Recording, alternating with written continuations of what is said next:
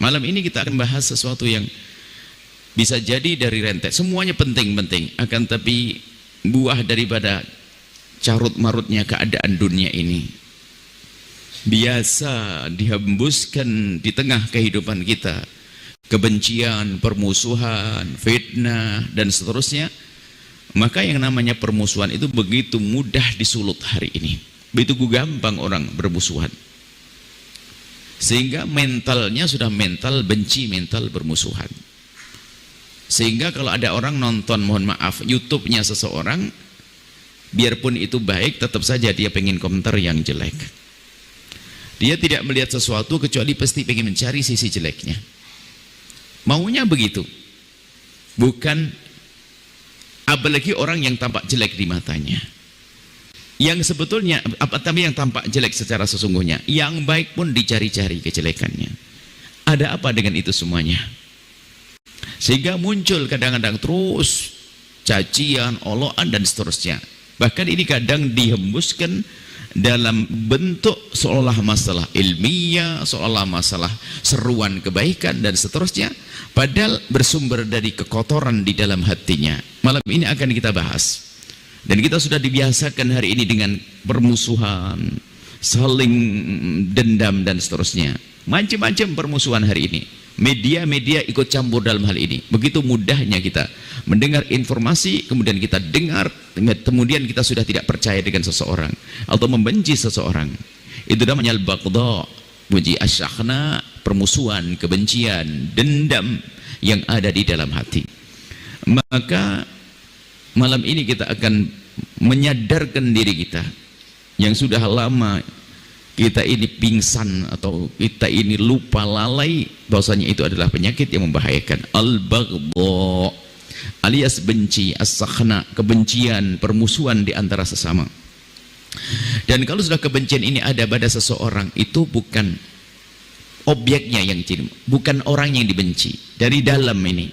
Sehingga yang dibenci bisa siapa saja, bisa istrinya, di rumahnya, anaknya, orang tuanya dan seterusnya. Bahkan tiba-tiba nanti mulai kepada orang-orang yang seharusnya tidak dibenci, orang-orang mulia, para kekasih Allah dan seterusnya, karena dari kekotoran di dalam hati. Hanya kami ingatkan bahwa orang yang punya penyakit ini susah menyadarinya, susah menyadarinya, bahkan selalu, karena itu termasuk kekotoran diri. Dan mohon maaf, ini sengaja kami kasih mukaddimah supaya tidak berhujah setelah ini. Kekotoran diri itu kalau sudah ada padaku itu, kekotoran diri itu menurut diri sendiri itu kadang-kadang bukan sebuah kekotoran. Orang itu susah merasa jijik dengan kotorannya sendiri.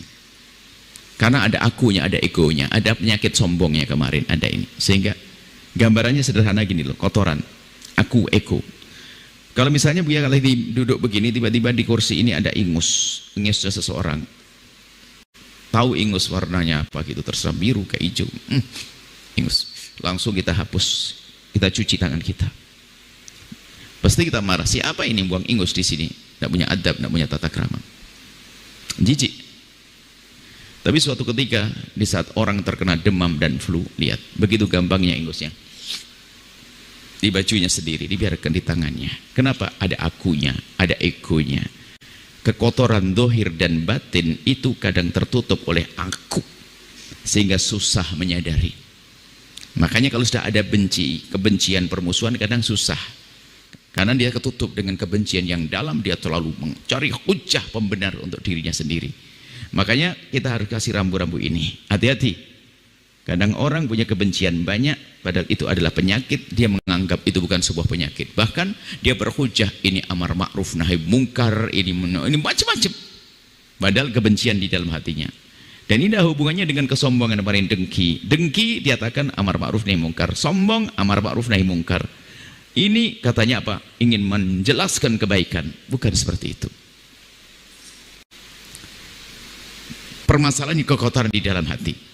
Dan kita tidak perlu nengok siapa yang punya penyakit hati. Itu juga kelemahan lagi. Kalau kita hanya bisa melihat kekotoran pada orang, kita tidak akan bisa melihat kekurangan kita. Ini nasihat bukan untuk Anda, buat untuk dia. Untuk aku yang berbicara juga. Aku bukan untuk orang lain. Pastikan kita ingin belajar aku, nggak usah kebayang di mata kita, oh istriku seperti itu, suamiku seperti itu, ponakanku seperti enggak, sepupuku enggak, aku yang akan belajar. Sabda baginda Nabi SAW, dabba alaikum da'ul umami qablakum. Diingatkan, awas, akan merayap kepada kalian penyakit yang menjadikan sebab permusuhan umat terdahulu. Tidak tahu umat terdahulu disebutkan tentu hancur-hancuran pada zaman dulu sebelum Nabi Muhammad tentunya. Al-hasatu wal baghdha, ada kedengkian, dan kemudian lagi ada al-baghdha, benci yang mengakar kuat di dalam hati. Al-baghdha, kebencian, permusuhan. Wayal haliqatu, itu adalah pemangkas. Wala aqulu tahliku sya'ra, aku tidak mengatakan bahasanya itu memangkas rambut, bukan, walakin tahlikud din, tapi memangkas agama. Jika orang di dalamnya sudah ada baghdha, kebencian, maka lihat, memangkas agama, biarpun dia punya agama seperti nggak punya agama, katanya alim kayak nggak alim, sehingga tasarufatnya, perilakunya itu unik. Kok bisa? Jadi ada hubungannya dengan penyakit sebelumnya. Kita sebutkan kemarin contoh-contoh di kalangan ustadz yang dengki, di kalangan orang yang sombong. Selalu kita mulai dari kalangan yang paling jadi suri toladan. Harus begitu dong, koreksi kepada diri sendiri. Ada benci baghdha, aku tidak mengatakan mangkas rambut, tapi tahlikuddin, kata Nabi Muhammad, memangkas agama. Waladhi nafsi biyadi, demi jiwaku yang ada di genggamannya, maksud demi Allah, lan tadkhulul jannata, engkau tidak akan masuk surga hatta tu'minu, kecuali sampai engkau beriman. Iya betul, walan tu'minu, dan sungguh engkau tidak akan bisa mewujudkan keimanan yang sesungguhnya hatta tahabbu, kecuali engkau saling mencintai. Jadi tanda kita punya iman adalah adanya cinta di dalam hati kita kepada sesama kaum muslimin. Tahabbu. Nah, ala unabbiukum, apakah engkau ingin aku beritahu, bima yuthabbitu dzakum lakum, sesuatu yang akan menguatkan itu kecintaan iman di dalam hatimu, di dalam dirimu. Di antara afsus salam, sebarkan salam, tebarkan kedamaian dengan kata-kata, kedamaian dengan perilaku. Makanya kalau orang suka mengungkapkan yang menjadikan sebab orang bermusuhan, dia anti damai. Makanya dilarang di bab yang berbeda, an-namam, adu domba. La yadkhulul jannata qattat, tidak masuk surga orang yang adu domba. Adu domba itu halus, Anda memindahkan satu kalimat, gambar atau apapun yang menjadi orang bermusuhan, Anda pengadu domba. La yadkhulul jannata, tidak masuk surga. Maka kalau Anda ingin menyeser sesuatu itu hati-hati, apakah menjadikan orang saling cinta? Biarpun hanya dua orang yang jadi bermusuhan, Anda golong namam. Maka harus Anda pandai-pandai apa yang harus Anda share, apa yang harus Anda sampaikan kepada orang lain. Jadi bahkan tidak semua kebenaran harus Anda sampaikan, bisa perlu Anda pilah dan pilih. Jangan-jangan kebenaran biar itu benar, jika aku sampaikan hari ini menjadi orang bermusuhan, jangan dulu dong, masih banyak kebenaran yang lain. Jadi menjaga hati umat-umat yang beriman itu benar, penting sekali. Jangan ungkapan kita, perilaku kita menjadi sebab orang mengadu domba.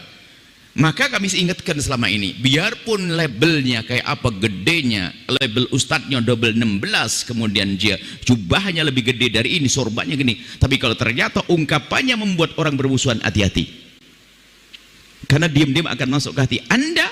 Satu orang yang Anda musuhi gara-gara omongan itu sudah keberhasilan setan. Satu umat Nabi Muhammad kita musuhi, satu umat Nabi Muhammad kita dendami.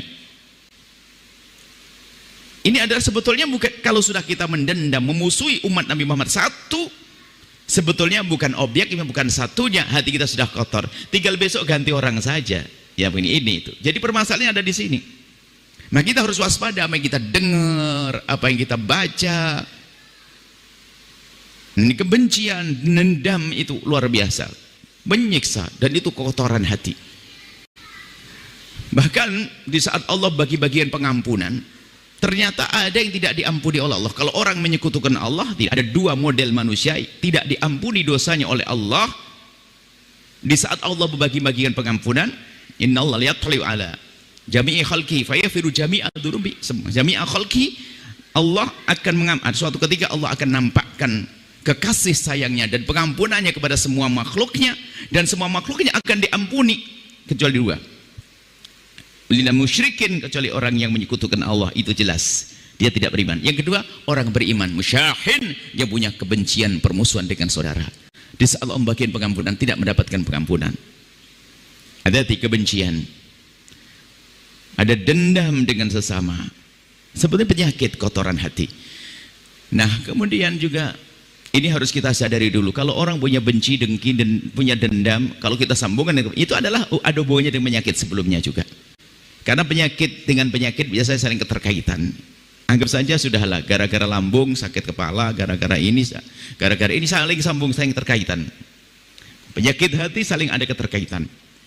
Kemudian coba kita cermati dulu. Ini harus detail sekali ini. Kalau tidak, betul-betul nggak sadar dengan penyakit permusuhan, penyakit dendam di dalam hati seorang hamba.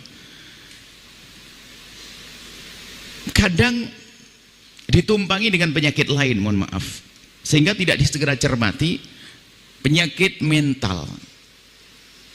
Ada tidak senang sama orang, betul itu penyakit mental.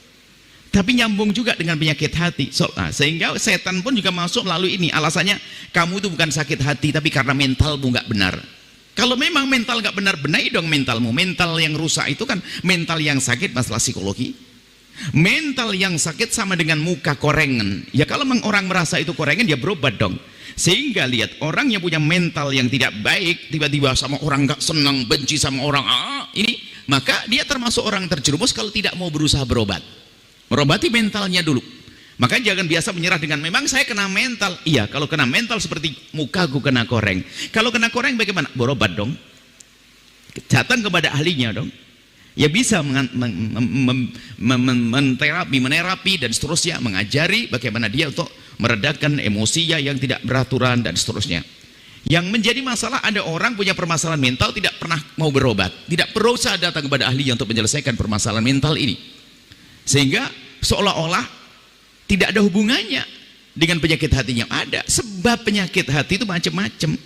Bisa saja mental yang nggak stabil, tidak pernah coba ditata, emosinya yang tidak stabil, tidak pernah coba ditata, sehingga menjadikan sebab dia punya kebencian. Jadi macam-macam sebabnya. Yang jelas kita akan bahas kebencian. Mungkin kebencian muncul, saya berkumpul dengan orang yang memusuhi saya, itu juga sebab. Gara-gara saya dimusuhi, maka saya punya sifat marahan, dendaman. Ya, itu sebab. Sebabnya kita berkumpul dengan orang-orang yang memusuhi kita, lalu kita membalas dengan dendam. Sebab semuanya. Yang jelas hasilnya adalah ternyata hati kita jadi kotor. Tidak suka dengan saudara, tidak suka dengan adik, tidak suka dengan ini. Mukanya kusut. Itu kekotoran hati. Jangan mengatakan ini permasalahan mental. Oh, tidak serta-merta, bukan murni karena mentalnya.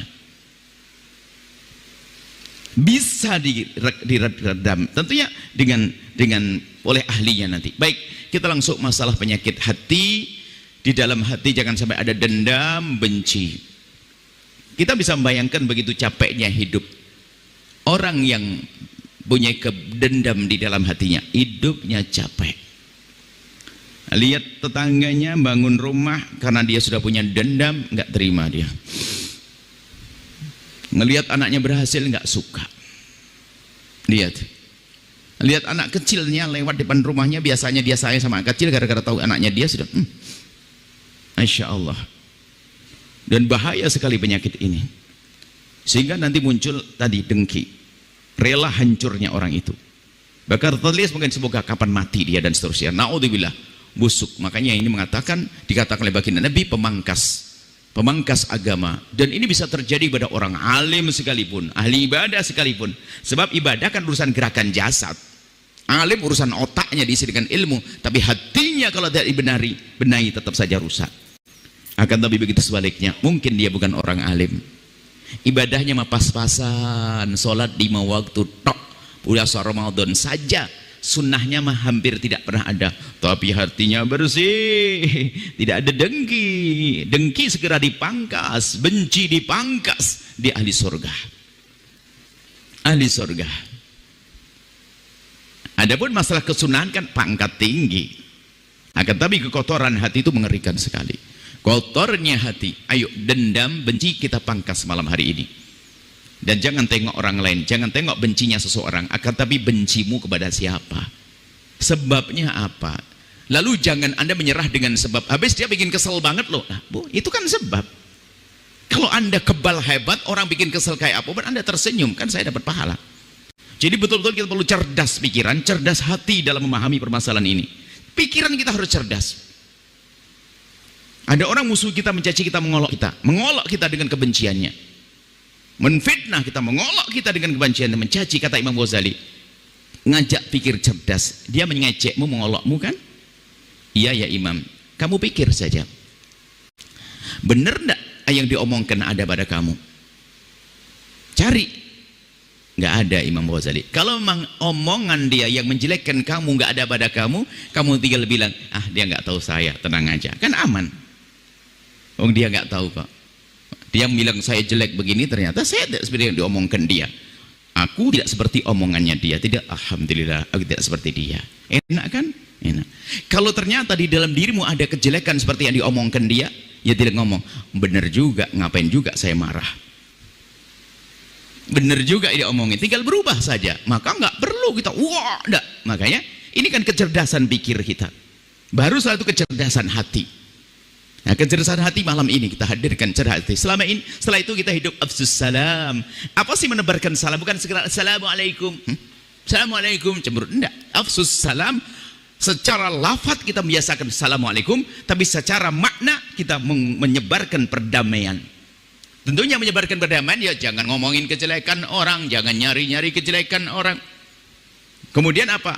Kita pun juga harus tahu semua manusia bisa salah dengan kita. Bagaimana? Agar tidak menjadi permusuhan, saya siapkan segudang maaf untuk dia. Beres, afsus salam.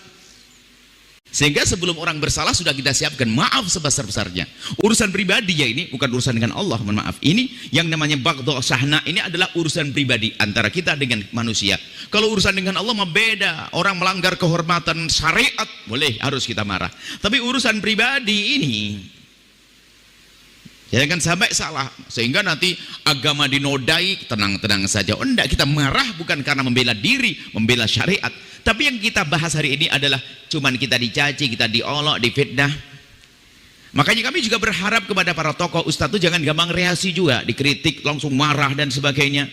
Sebetulnya kan yang dihembuskan bisa saja itu bisikan dari setan untuk memicu amarah. Jadi kalau misalnya setan kan cerdas, kalau setan bikin marah Anda ini nggak bisa langsung membisikkan amarah ke Anda, nggak bisa bikin orang lain untuk mengganggu Anda. Akhirnya gara-gara orang itu Anda marah. Nggak langsung setan itu kalau jurumuskannya.